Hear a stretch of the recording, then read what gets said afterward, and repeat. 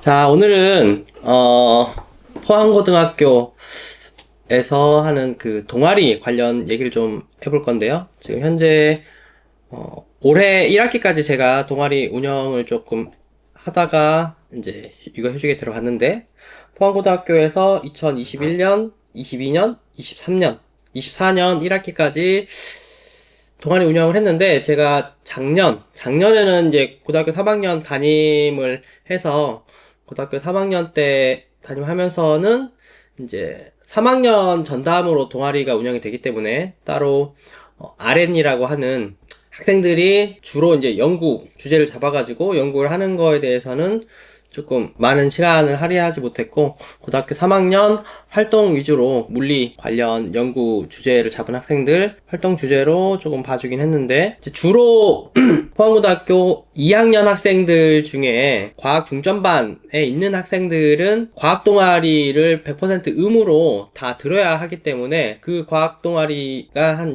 과학 동아리라고 하지 않고 이제 과학 동아리하고 수학 그리고 기술 정보와 관련된 RN이 하는 동아리들이 있거든요. RN이 동아리가 꽤나 올해는 많이 개설이 돼가지고 담당 선생님들이 많이 개설을 해주셔가지고 적게는 3명, 많게는 6명 정도 해가지고 운영이 되는 걸로 알고 있거든요. 핵심은 사실은 학생들이 주도적으로 자기 진로와 맞는 연구 주제를 잡아서 한 거의 준 1년 정도까지, 1년까지는 아니고요. 한 3월부터 바로 동아리가 돼서 3월 중순부터 시작을 해서 한 10월 내지 11월 정도까지 쭉 종단으로, 여름방학 때도 마찬가지로 꾸준하게 연구 주제와 관련된 연구나 이제 그런 활동을 하는 겁니다. 제 개인적으로는 연구 활동이 포항고등학교의 그 과학중점 학교에 걸맞는 가장 핵심적인 활동이라고 생각이 되거든요. 그래서 제가 21년 처음에 왔을 때는 로보 동아리라고 하는 동아리에서 이제 지도를 맡았고, 1학년은 보통 이제 기본적인 것들 위주로 교육을 시키려고 했었고, 2학년은 자체적으로 제가 한동대학교 교수님이랑 이제 연계를 해가지고 그 교수님의 지도 아래, 그때 한창 코로나 시기였기 때문에 그 친구들은 코로나에 비접촉 안면 인식 자동문을 약간 3D 프린터랑 CAD나 뭐 이런 거를 활용해가지고, 그리고 안면 인식 센서 그것을 활용해가지고 만들었던 기억이 있고요. 물론 제가 만들었다는 게 아니라 학생들이 주도적으로 만들고, 그거에 대한 연구 이론, PPT나 이런 것을 만들어가지고 발표를 했었던 기억이 있습니다. 포항고등학교는 아마 한 10월달이나 11월쯤에 시험기간 이제 끝나고 나서 한 2, 3주 뒤에, 중간고사 시험기간 끝나고 2, 3주 뒤에 아마 2학기에 나를 잡아가지고 거의 1, 2학년 애들,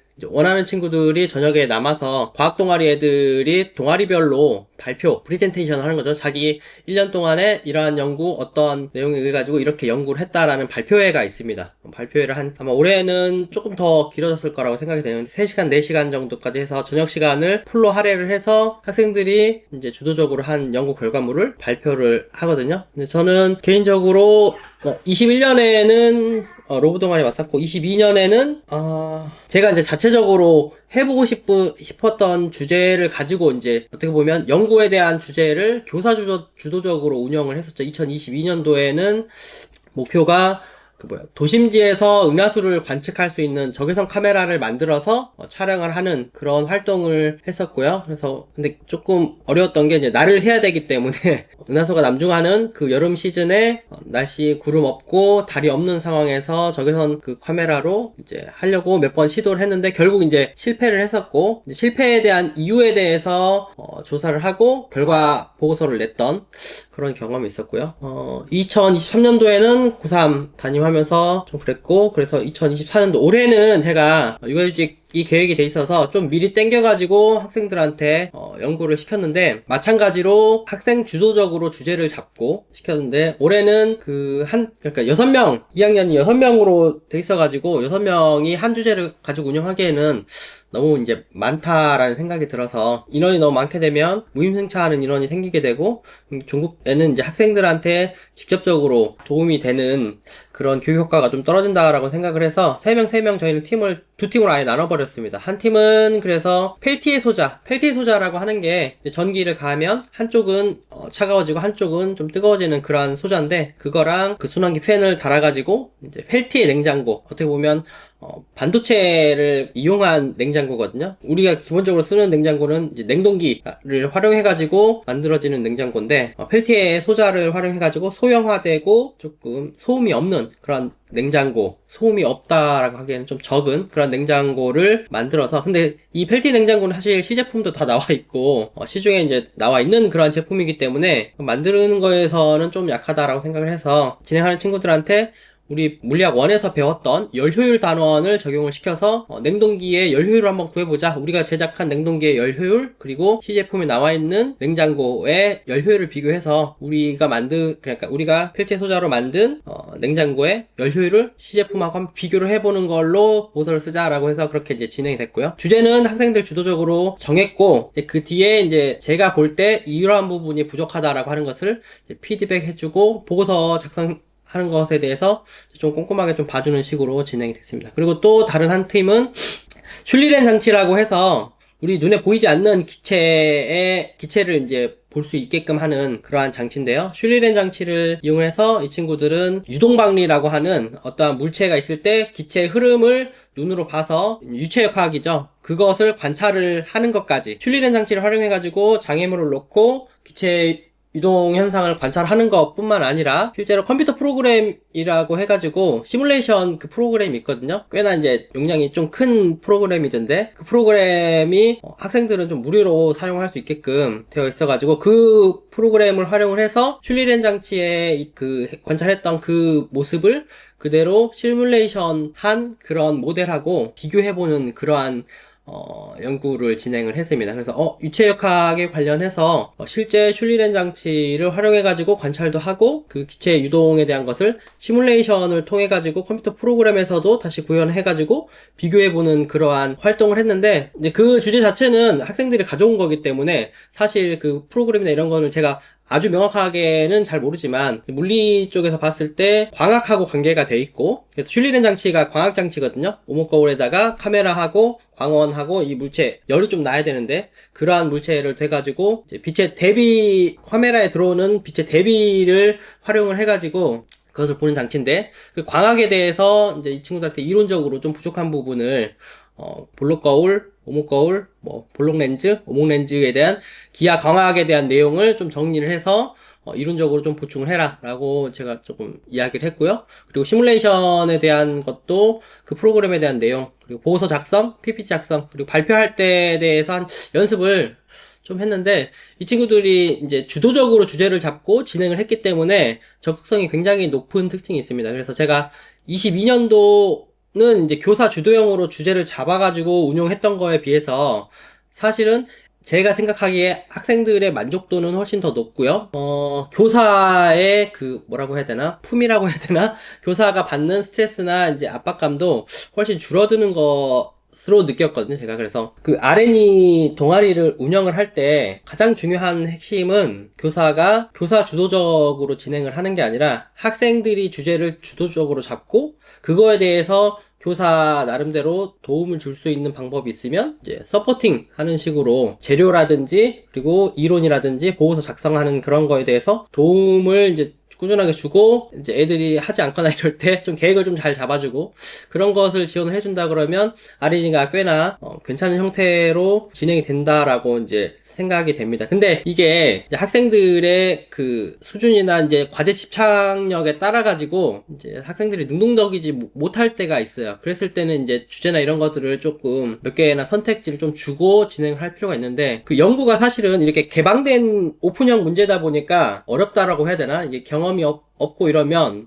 이제 좀 난해한 부분도 있고, 그래서 제 개인적으로는 이게 교사가 논문을 쓴다든지 아니면 교사들이 할 수 있는 연구 중에 전람회, 발명도 있고요. 그리고 교실 수업 연구대회 같은 그런 연구대회와 같은 그런 대회에 대해서 출품을 한다라는 그 문제, 그러니까 그러한 업무는 아닌데 교사가 할 수 있는 그런 컨텐츠 같은 거거든요. 근데 그런 걸 해보면 교사도 어떤 특정 주제에 대해서 연구를 해야 될 필요가 있고, 연구를 한다 그러면 사전에 그와 관련된 논문이나 이런 것도 좀 참고를 할 필요가 있고, 연구 계획을 잡고 연구에 대한 어떤 논점에 대해서 어떻게 서술하고 어떻게 진행해야 된다라는 게 교사도 학습이 되기 때문에 R&E를 운영을 할 때 학생들한테 도움을 조금 더 잘 주기 위해서는 교사분들도 제가 봤을 때는 뭐 전람회라든지 R&E 연구할 때는 전람회가 가장 좋다라고 생각이 되고요. 아니면 논문 형식의 어떤 다른 어떠한 글이나 이런 것들을 한번 써보는 게 가장 좋은 거는 뭐 석사 이제 대학원이나 이런 데 가면은 사실은 이제 논문을 쓰기 위한